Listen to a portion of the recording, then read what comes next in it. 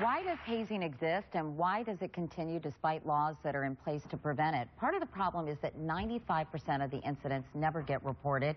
Dr. Susan Lipkins is a psychologist and author of Preventing Hazing, and Dr. Ricky Jones is a professor at the University of Louisville and the author of Black Haze, Violence, Sacrifice, and Manhood in Black Greek Letter Fraternities. Welcome to you both. Dr. Lipkins, why are so few incidents reported? I mean, I guess because it's such a secretive ritual, right? Well, there's a huge code of silence so that people know that when they walk through that door, nobody will report what will happen.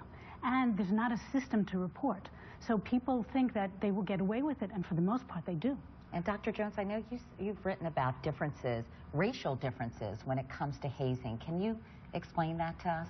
Well, I want to be very, very clear, because I think this is important, because some people seize upon cases like this to push different agendas. This is not a reflection of black culture.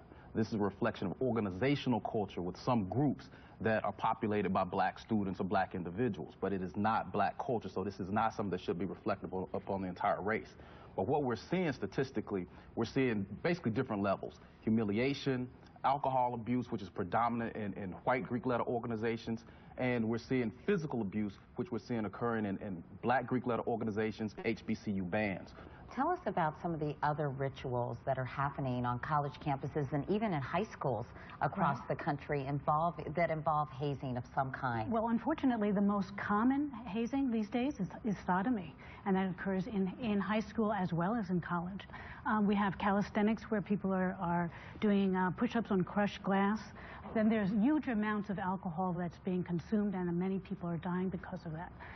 The girls, they circle their bodies and write fat and ugly, or they have them set up in breast size order, and they do anything they can to humiliate them. What are other examples that you know of? You just look at FAMU. A few weeks before Robert Champion was killed, another student was injured in the same band. 3 days before Robert Champion was killed, you had a meeting of university officials. The chief of campus police said to these administrators who were gathered there that the band should be suspended immediately because hazing was out of control. They rejected that suggestion. Why? I think there are a few things. Reputation and revenue. In HBCU culture, I mean, people go to the games to see the bands, not the football team necessarily. I would wager that attendance is way down at FAMU right now because the band is suspended for a year. And so it's an incredible revenue-generating engine, and I don't think the administration wanted to let it go. So in closing, what should schools be doing? What can parents do? What can kids who find themselves in the middle of these situations that they know are wrong, what can everyone do together? Okay, parents have to teach the children about hazing. They have to, particularly at 8th grade and 12th grade, before they're going into high school and college, to emphasize what hazing is and to know that this may happen to them. And they have to report and learn how to report. And that means being a group. If there are 2 or more people together, they can stand up and say no to the perpetrators. We don't want to lose our band. We don't want to lose our team. We don't want to lose our fraternity or our sorority. All the students, as well as the professors, have to stand up and say, no, we're not going to take this anymore, and we're going to intervene, and we're going to report. Our first job at universities is not to educate students. Our first job is to keep these students safe.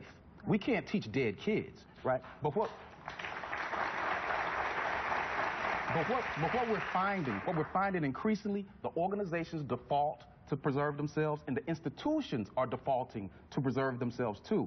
I think until we get a movement from parents, like the people present here, very much like Mothers Against Drunk Driving, this is going to continue to go on. Because as we see, even in the wake of this, at this same school, the dance team was suspended for suspected hazing. Another band in Atlanta was suspended for suspected hazing. It's not going to stop until we take the stand and say, maybe we need to get rid of these organizations if they won't stop. That's where we are.